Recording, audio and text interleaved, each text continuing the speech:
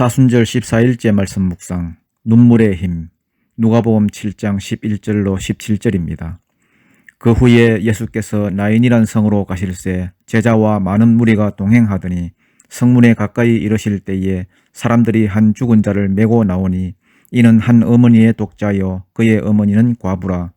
그 성에 많은 사람도 그와 함께 나오거늘 주께서 과부를 보시고 불쌍히 여기사 울지 말라 하시고 가까이 가서 그 관에 손을 대시니 맨 자들이 서는지라. 예수께서 이르시되 청년아 내가 네게 말하노니 일어나라 하시매 죽었던 자가 일어나 앉고 말도 하거늘 예수께서 그를 어머니에게 주시니 모든 사람이 두려워하며 하나님께 영광을 돌려 이르되 큰 선지자가 우리 가운데 일어나셨다 하고 또 하나님께서 자기 백성을 돌보셨다 하더라. 예수께 대한 이 소문이 온 유대와 사방에 두루 퍼지니라. 아멘. 우리가 잃어버린 것 중 하나가 눈물의 힘입니다. 눈물이 메말라 있습니다. 그런데 눈물은 힘이 있습니다. 눈물이 있으면 살아납니다. 누가복음 8장에 보면은 씨 뿌리는 비유가 나오는데 들어는 바위 위에 떨어짐에 싹이 났다가 독특한 표현이죠. 습기가 없으므로 말랐고 이런 표현이 나옵니다. 습기가 없어서 말랐고 습기가 없으면 죽습니다. 사람도 마찬가지입니다. 눈물이 있어야 됩니다. 눈물이 있으면 살아나고 눈물이 있으면 자라고 열매 맺게 됩니다. 우리 교회도 눈물이 있는 교회가 되면 좋겠습니다. 요즘같이 삶이 힘들고 어려울 때에 눈물이 있는 교회가 되면은 모든 것을 회복시키고 생명이 충만해질 것이고 또 부흥을 맛보게 될 것입니다. 어떤 문제라 할지라도 그 문제를 놓고 눈물을 흘리면 살아나게 돼 있어요. 자녀를 놓고도 눈물로 기도하면 그 자녀 살아납니다. 자기 사업을 놓고도 눈물로 기도하잖아요. 그러면 그 사업 일어납니다. 눈물은 살리는 힘이 있습니다. 오늘 본문을 보게 되면은 나인이라는 동네에 어떤 꿈 많은 젊은 여자가 있었습니다. 좋은 남자를 만나 사랑을 했습니다. 아름다운 사랑을 하고 꿈꾸던 결혼까지 했습니다. 그리고 아들을 낳았어요. 그러면 여기까지 다 행복한 것 아닙니까? 얼마나 행복한 시간을 보냈겠습니까? 인생 중에서 가장 행복한 시기가 막 결혼하고 아이를 낳아서 아이가 재롱 부릴 때 그때가 제일 기쁠 때라고 합니다. 행복한 나날을 보내고 있는데 그러다가 불행이 겹쳐서 옵니다.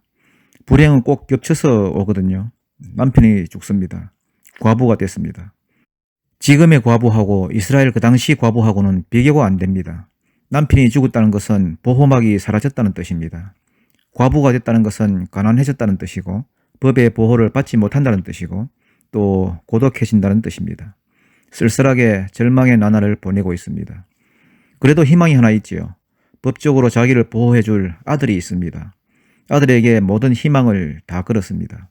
그런데 그 아들조차 죽었습니다. 이제는 희망도 없고 더 기댈 게 없는 상태가 됐습니다. 완전한 절망 가운데 처해 있는데 주변에서도 흉흉한 소문이 돌았을 겁니다. 무슨 죄를 많이 지었길래 저런 일을 당할까? 우리 식으로 얘기하면 팔자가 사나워서 또는 이스라엘식으로 얘기하면 저주를 받아서 불행한 데다 조롱까지 받아야 하는 처지가 되었습니다. 그러니까 울었겠지요. 눈물로 하나님 앞에 부르짖었다고 생각합니다. 중요한 것은 그 눈물을 예수님이 보셨다는 거예요. 우리도 마찬가지예요. 우리가 아무리 절망 가운데 놓여 있다 하더라도 하나님 앞에 나아가면 하나님이 그 눈물을 보십니다. 사람은 혹 보지 못한다 할지라도 하나님은 보십니다.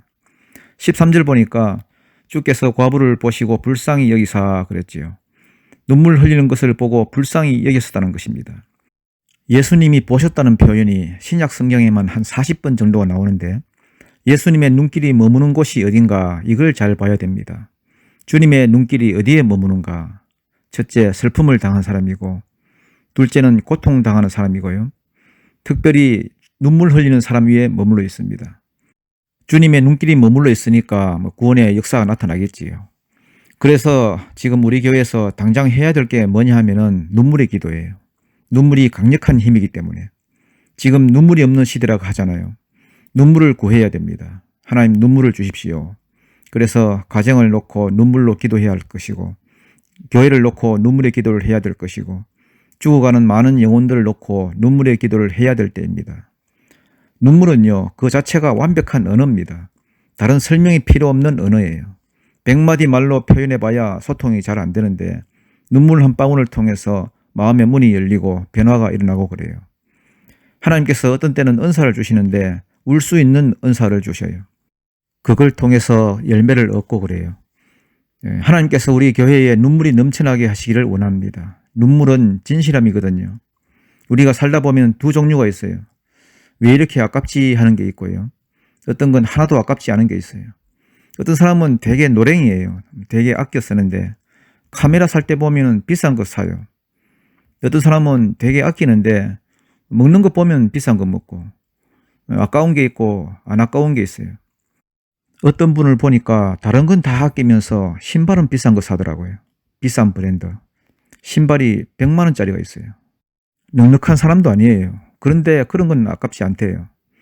근데 면도기는 또 되게 아끼더라고요. 일회용 면도기를 가지고 한 달을 넘겼어요. 쓰다가 상처도 나고.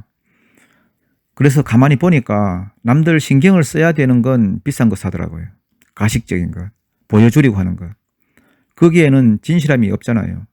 그런데 눈물은 달라요. 눈물은 진실해요. 하나님과 나와 1대1의 관계에서 나오는 게 눈물이잖아요. 내가 항복합니다. 내가 더 이상 발버둥 칠 데가 없습니다. 하나님만 의지할 때 나오는 게 눈물이거든요. 눈물은 진실함이에요. 그래서 눈물이 있는 교회라 그러면 진실한 교회예요. 진실함 가지고 나가기 때문에 하나님께서 그 기도와 예배를 들어주십니다. 눈물의 기도 대표적인 게 히스기야의 기도죠. 이사야서 38장 5절에 보니까 하나님 나 좀 살려주세요. 죽을 병 걸렸어요. 그때 하나님의 대답이 뭐였습니까? 네 기도를 들었고 네 눈물을 보았노라. 그래서 15년 더 산다 그 얘기 아니에요? 지금도 심한 고통 중에 있는 분들, 절망 가운데 있는 분들, 질병 가운데 있는 분들, 눈물의 기도가 필요합니다. 하나님께서 듣고 보았대요. 여기 보니까 예수님이 이 여자를 보시고 불쌍히 여기셨대요. 불쌍히 여기다 이 단어가 신약에 16번 나와요. 그런데 그 16번 다 기적이 일어났어요. 오늘 이것도 기적이죠? 죽었던 아들이 살아났으니까. 주님이 불쌍히 여기면 다 기적이 나타나요. 오병이어때도 백성들을 불쌍히 여기사 기적이 나타나요. 맹인을 보고도 불쌍히 여기사 기적이 나타나요. 눈물을 보고 불쌍히 여기는 거예요. 그래서 우리에게 가장 필요한 게 뭐냐? 눈물의 기도입니다. 저는 새벽에 일어나면 첫 마디가 뭐냐 하면은 하나님 불쌍히 여겨주세요 이거예요. 불쌍히 여겨주세요. 그러고 나서 대신 기도하는 거예요. 하나님 우리 교회를 불쌍히 여기시고 저 영혼을 불쌍히 여기시고 우리 교회의 성도들 불쌍히 여기시고 고통 중에 있는 저분을 불쌍히 여기시고 또 이 나라 이 민족 불쌍히 여기시고 중보 기도하는 거예요. 불쌍히 여겨야 될 사람들이 많더라고요. 하나님이 불쌍히 여기실 때에 우리 가운데 있는 어둠이 사라지고 기적이 나타나요. 이 나인성 과부 보세요. 죽은 아들인데도 살려주잖아요. 살려서 품에 안겨주잖아요. 아무도 예외 없습니다. 우리 인생 가운데 이런 절망이 있을 때에 예수님의 능력으로 기적을 맛볼 수 있는 저와 여러분 또 우리 교회가 되기를 축복합니다. 기도하겠습니다. 주님, 우리에게 눈물을 주옵소서. 눈물의 기도가 있게 하여 주옵소서. 우리가 눈물의 기도를 할 때에 주여 외면하지 마시고 불쌍히 여겨 주옵소서. 죽었던 과부의 아들을 살리신 주님, 오늘 우리 가운데 죽어가는 영혼들, 죽어가는 가정들, 죽어가는 삶의 현장들이 살아나는 역사가 있게 하여 주옵소서. 예수님 이름으로 기도드립니다. 아멘. 찬송가 375장 찬양하겠습니다. 나는 갈 길 모르니.